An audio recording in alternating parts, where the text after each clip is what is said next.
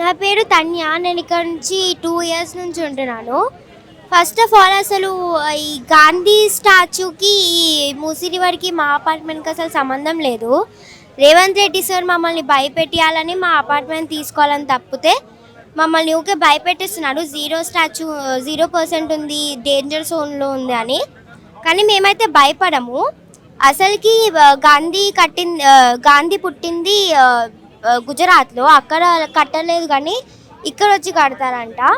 అదే అయిన ఇల్లు కూలిస్తే అట్లుంటుంది. ఇప్పుడు మీకు చూడడానికి ఇది చిన్న అపార్ట్మెంట్ అయి ఉండొచ్చు, కానీ లోపల మాకు అది కంఫర్ట్ జోన్. మేము అసలు ఎక్కడికి వెళ్ళాము. ఇప్పుడు న్యూస్లో చెప్తుండ్రు రేవంత్ రెడ్డి సార్ ఇట్లాంటి ఏర్పులు శాపనార్థాలు చూసానని. కానీ మీరు ఒకసారి మా గేట్ టచ్ చేయండి, అప్పుడు చూపిస్తాం మేమేంటో. మీరు ఏదో అనుకుంటున్నారు కానీ మేము చూపిస్తాం అప్పుడు. మేమైతే అసలు భయపడము, మీ మాటలకి మీకు అసలు మేము భయపడము. మా మమ్మీ వాళ్ళు ఓటేస్తే కదా మీరు గెలిచారు. ఇప్పుడు మీరు ఇట్లా చేస్తే మాకు అసలు మంచిగా అనిపించట్లేదు. మేము గాంధీకి చాలా రెస్పెక్ట్ ఇస్తాము. గాంధీ మాకు చాలా రెస్పెక్ట్. కానీ ఇక్కడ కట్టడం అది చాలా తప్పు. సో మీరు ఎక్కడైనా కట్టొచ్చు, కానీ మా ఇల్లు కూల్చేయకండి ప్లీజ్. ఎట్లా మరి మీ అపార్ట్మెంట్ త్వరలో కూల్ చేయబోతున్నారు, ఈ ప్లేస్లో గాంధీ సరోవర్ రాబోతుంది, ఏమంటారు మీరు? ఆంటీ అది ఫస్ట్ వాళ్ళు CM sir Gandhi Sarovar project అని చెప్పారు మా అపార్ట్మెంట్కి. దానికి మేము ప్రొటెస్ట్ చేసాము. దాని తర్వాత మళ్ళీ డేంజర్ జోన్, హైడ్రా ఇట్లా చెప్తున్నారు. ఒకవేళ మీరు మా అపార్ట్మెంట్ తీసుకుంటే మేము ఎక్కడికి వెళ్ళాలి? మాకు ఫ్రెండ్స్ ఉన్నది ఇక్కడే, మేము 5 ఇయర్స్ నుంచి ఉంటున్నాము.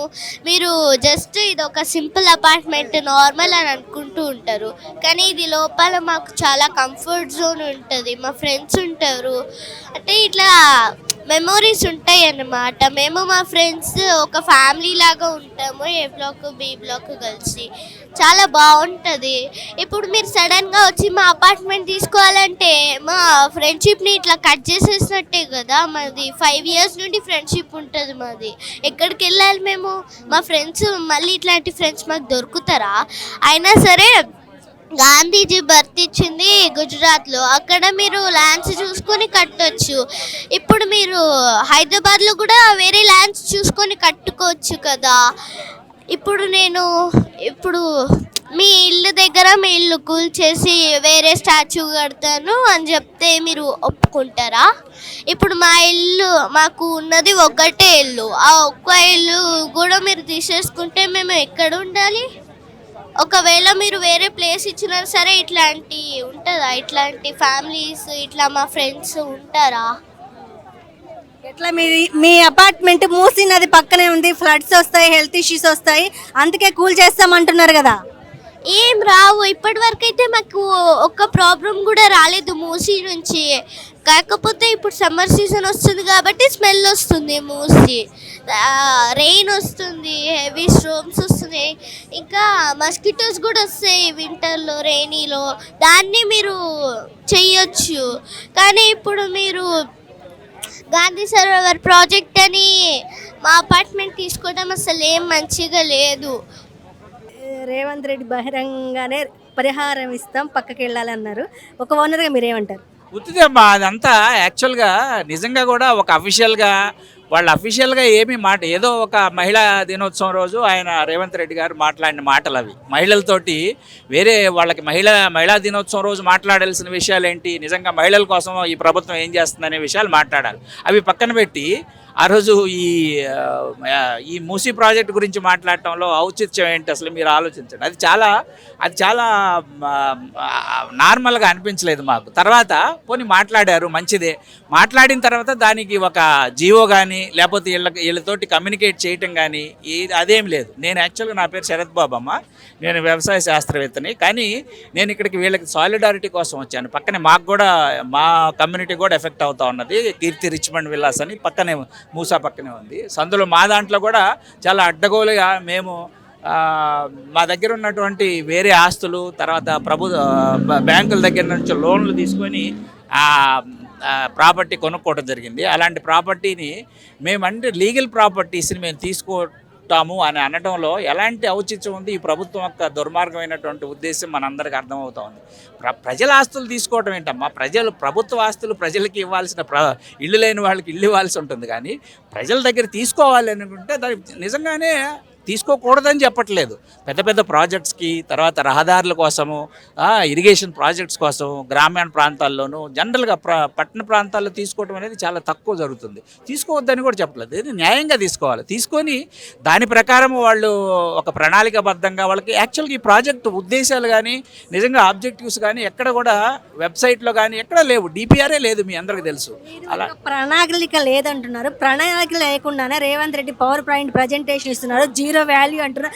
ఇవన్నీ ఎలా జరుగుతున్నాయి? ప్రణాళిక ఎలా అవుతుందమ్మా? ప్రణాళిక అంటే నేను ఏం మాట్లాడుతున్నా, డిపిఆర్ లాంటి డిపిఆర్లో అన్ని రకాలుగా యాక్చువల్గా ఈవెన్ రీహాబిలిటేషన్ గురించి కూడా డిపిఆర్లో మాట్లాడాలి. అసలు అలాంటి డిపిఆర్లో కొన్ని అంశాలు వీళ్ళు బయటికి తీసుకొని ఓన్లీ గాంధీ బొమ్మ, ఆ స్టాట్యూ, ఆ చుట్టుపక్కల ఉన్నటువంటి ఈ చుట్టుపక్కల ఏ స్ట్రక్చర్స్ తీసుకొస్తామని, లైబ్రరీస్ తీసుకొస్తామని, గాంధీ స్టాట్యూ పెట్టడానికి ఒక ఎత్తైనటువంటి ఒక స్టాట్యూని ఎలా నిర్మించాలి అనేది పెట్టారు. కానీ నిజంగా కూడా వాళ్ళు చేయాల్సింది ఏందమ్మా, ఇక్కడ నిర్వాసితులకి నిజంగానే నిర్వాసితులు చేయాలా?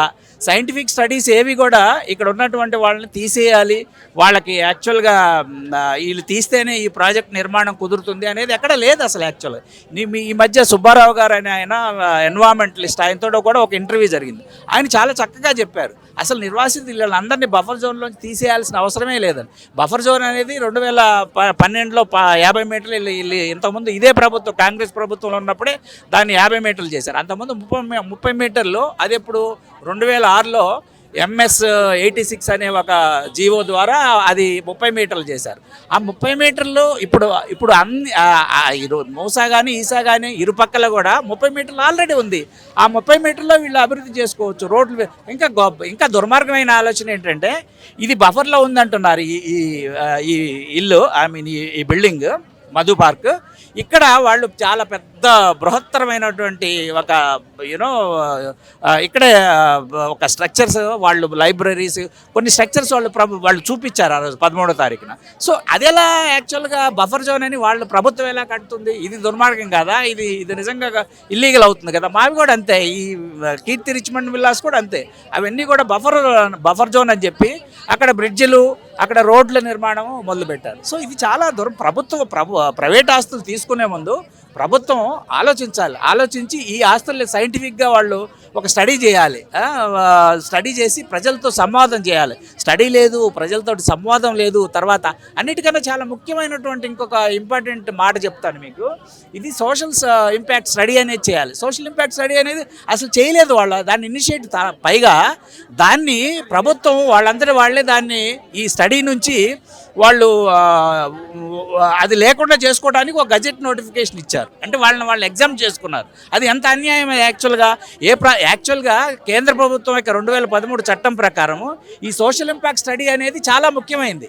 సోషల్ ఇంపాక్ట్ స్టడీ లేకుండా ఇలాంటి ప్రాజెక్ట్ నిర్మాణం చేయడం అనేది ఎంత దుర్మార్గం అంటే, అది హార్ట్ అండ్ సోల్ ఈ ప్రాజెక్ట్కి. అది తీసేసి వాళ్ళు ఒక గజెట్ నోటిఫికేషన్ ఇచ్చుకొని వాళ్ళు ఎగ్జామ్ చేసుకొని నోటిఫికేషన్ ఇచ్చుకొని అది మేము చేయాల్సిన పని లేదండి. ఇప్పుడు యాక్చువల్గా ఎవరైనా మొన్న హిమాయత్ సాగర్ దగ్గర ఒక కమ్యూనిటీ కోర్టులోకి వెళ్ళారు. దాని మీద జరుగుతుంది యాక్చువల్గా ఆర్గ్యుమెంట్స్ అన్నీ కూడా. ఇది చాలా దుర్మార్గమైంది. అది తప్పకుండా అది క్వశ్చన్ చేయాల్సిన వాటిల్లో మొట్టమొదటిది. సోషల్ ఇంపాక్ట్ స్టడీ లేకుండా అసలు ఎలా చేస్తారండి? సంవాదం లేకుండా ఎలా చేస్తారండి? చాలా తప్పు, దుర్మార్గం. దీన్ని మేము వ్యతిరేకిస్తాం. ఎంపీఆర్ కాదు కదా, ఎక్కడ కూడా ప్రైవేట్ ప్రాపర్టీ కూడా తీసేయాల్సిన అవసరమే లేదు. సైంటిఫిక్గా దీన్ని చాలా చక్కగా ఇంజనీరింగ్ సొల్యూషన్స్ తోటి ఈ ప్రాజెక్ట్ నిర్మాణం చేయొచ్చు.